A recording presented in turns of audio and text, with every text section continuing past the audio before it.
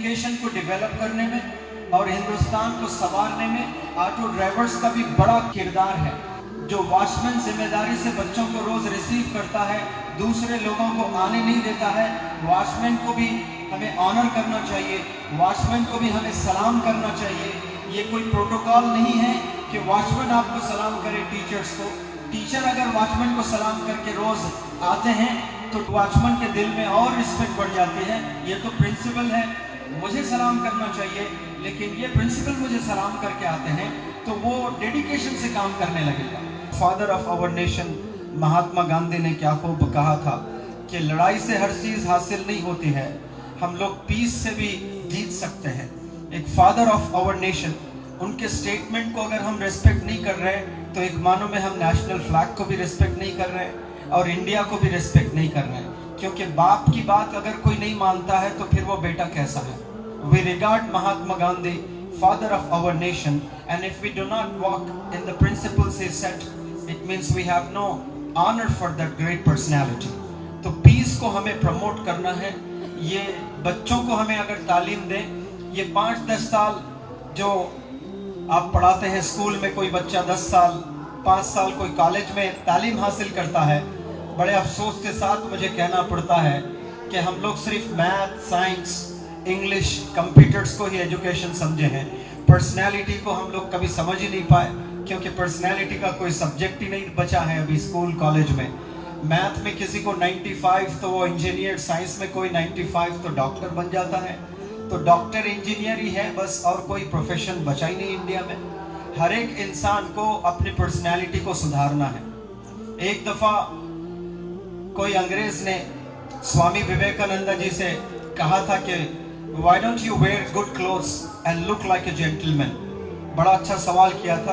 तो क्या खूब विजडम के साथ में स्वामी विवेकानंद जी ने कहा था, वो अगर सारे टीचर्स अपने दिमाग में रख लें तो मैथ, साइंस, कंप्यूटर, इंग्लिश के अलावा भी वो चीज़ पढ़ाएंगे जो स्वामी विवेकानंद जी ने कहा था। उन्होंने कहा था कि आपके देश में आपको जेंटलमैन एक टेलर, एक दर्जी बनाता है, हमारे देश में जेंटलमैन हमारा किरदार, हमारा कैरेक्टर बनाता है। तो कैरेक्टर का कोई सब्जेक्ट ही नहीं रहा स्कूल में, कॉलेज में, यूनिवर्सिटी में। हम लोग सिर्फ मैथ, साइंस, कंप्यूटर, इंग्लिश में कन्फाइन हो गए हैं। तो मैं अपील करता हूँ टीचर्स को कि हर टीचर की जिम्मेदारी है, वो टीचर जो कन्नड़ पढ़ाती है, वो टीचर जो साइंस पढ़ाते हैं, वो टीचर्स जो इंग्लिश पढ़ाते हैं, वो टीचर्स जो मैथ पढ़ाते हैं, उन तमाम टीचर्स की ज़रूरत है और जिम्मेदारी है कि वो कैरेक्टर भी डेवलप करें। और कैरेक्टर डेवलप करने के लिए पहले खुद को बनना है। देश को बहुत सब लोग चाहने की बातें करते हैं, वो कितना चाहते हैं वो और अल्लाह जानता है। और खुसूसन जब 15 अगस्त आता है, इंडिपेंडेंस डे, और 26 जनवरी रिपब्लिक डे आता है, तो सब में देशभक्ति उजागर हो जाती है।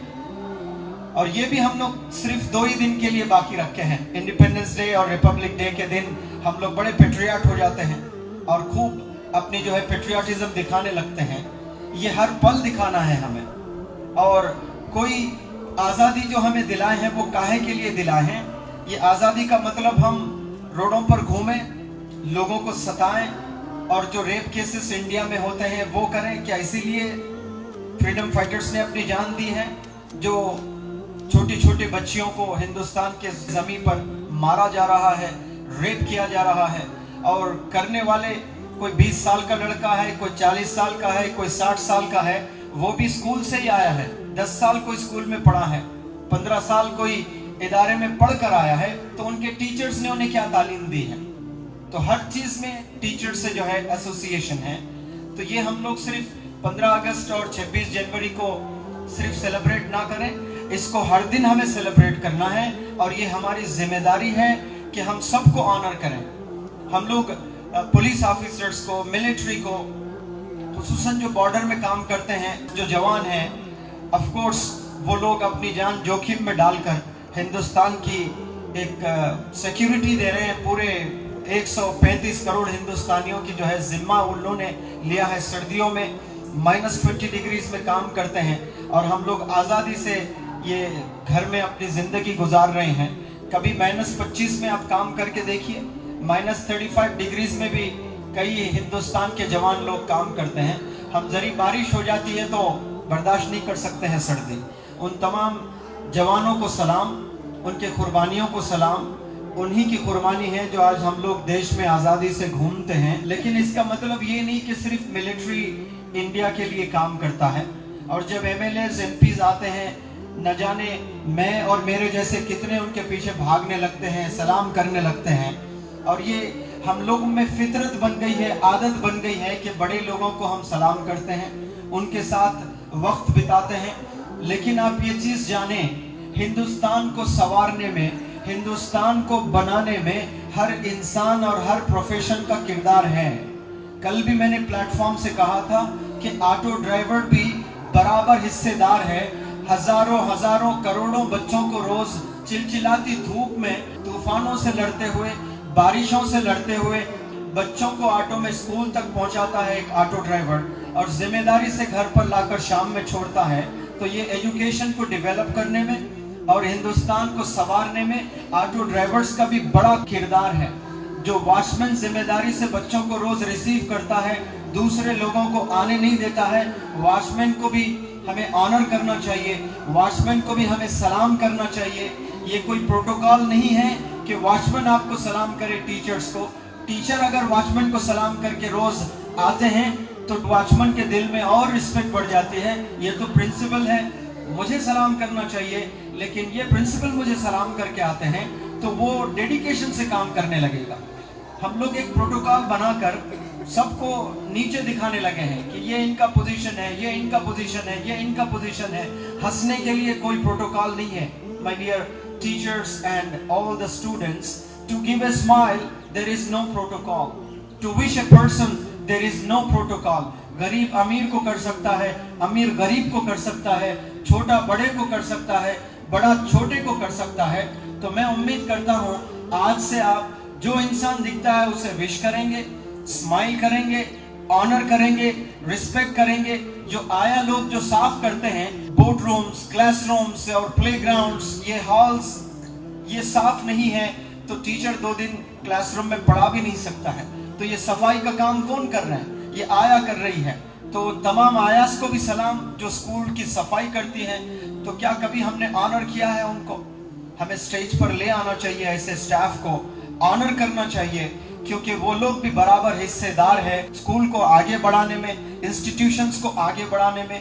और यहाँ जो स्टूडेंट्स तशरीफ रखे हैं, मैं उन तमाम टीचर्स से अपील करता हूँ कि जितने भी फ्रीडम फाइटर्स ने अपनी जानें दी हैं, वो ये सोचकर नहीं दी है कि मेरी जिंदगी बहुत अच्छी गुजरेगी, वो ये सोचकर कुर्बानी दी है कि आने वाली नस्ल अच्छी जिंदगी गुजारें। और आप लोग उन कुर्बानियों को जाने, पहचाने, ऑनर करें और अच्छी से पढ़ाई करें और एक रिस्पॉन्सिबल सिटीजन बने।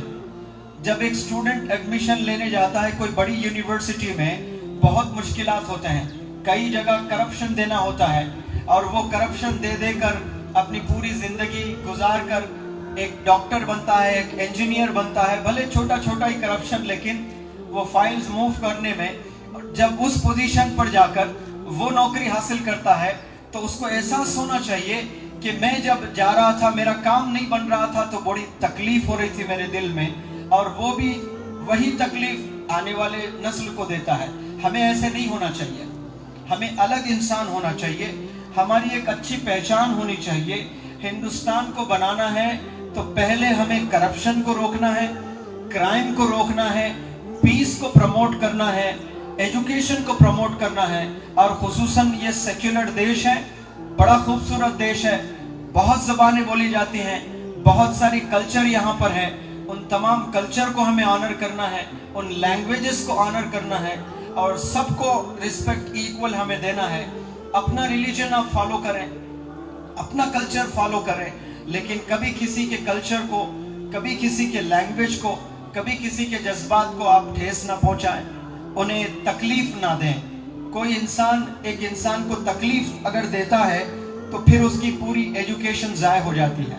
एजुकेशन का मतलब डॉक्टर बनना, इंजीनियर बनना नहीं है।